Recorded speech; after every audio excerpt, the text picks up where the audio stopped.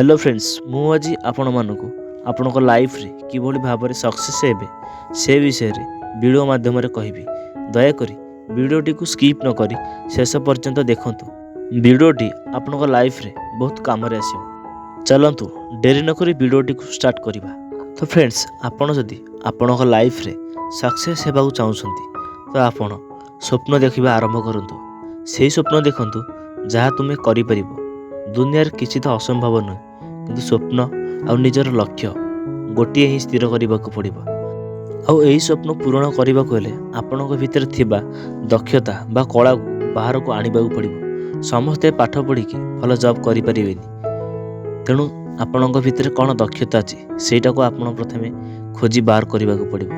कहीं समस्ते निज निज अनुसार जदि परिश्रम करते तो ताहले समस्ते आगू बढ़ते। जदि समस्ते पाठ पढ़ा किसी जनकर पाठ पढ़ारे मन लगुनि किंतु घर प्रेसर रे से पाठ पढ़ते किंतु किसी फायदा हुए समय आ पैसा बर्बाद हुए।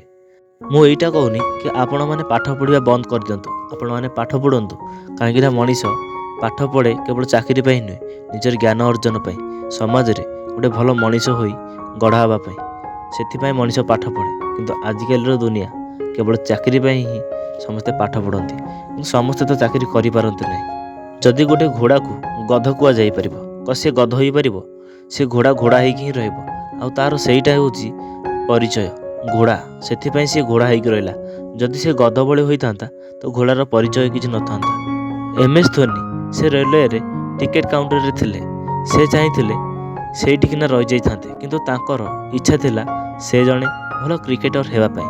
ତ ସେଥିପାଇଁ ସେ ତାଙ୍କର ସ୍ୱପ୍ନ ପାଇଁ रिस्क नेले एवं से जॉब को छाड़ी तांकर स्वप्न को पूर्ण करने से रिस्क नहीं पूरा कॉन्फिडेंस सह काम कले। मु कहवा कथा आपण मैंने भी सेमती रिस्क नियंतु। आ फास्ट आपण निजको पचारतु आ निज भीतर देखंतु आपण कोथरे भल करि परिबे आपणकर कला कौन तो सेटा को प्रथमे बाहर को आनिबा पड़िबो। काहेकि ना आपणक परिचय सेइथरे ही गढ़ी हबो आपणक भीतर जा दक्षता अछि काना मनीष निज दक्षता अनुसार ता परिचय गढ़ी थाए। सपोज धरा जाऊ आपण जड़े भल क्रिकेटर हेबाकु चाहुछंती किंबा आपण पाठ पढ़ी रेलवे लोको पायलट हेबाकु चाहुछंती।